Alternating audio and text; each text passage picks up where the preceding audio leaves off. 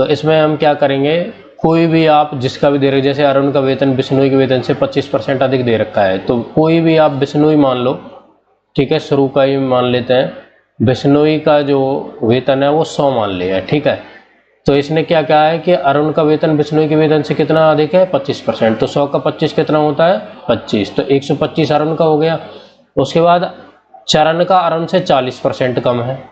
तो चरण का अरुण से 40% कम है, तो 125 का 40% कितना होता है, 125 का 40% कितना होता है, 50,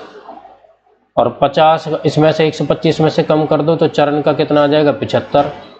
और कह रहा है कि दीपक जो है वो बिश्नोई से 30% अधिक कमाता है, तो बिश्नोई 100 कमाता है, तो डायरेक्ट 100 से 30 130 हो जाएगा,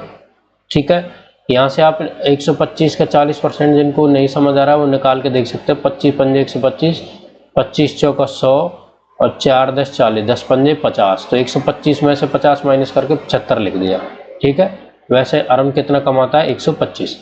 अब इस पूछा क्या है, दीपक का वेतन चरण के वेतन से कितना अधिक है, तो दीपक का 130 है और चरण का 75 है, अंतर कितना हो जाएगा,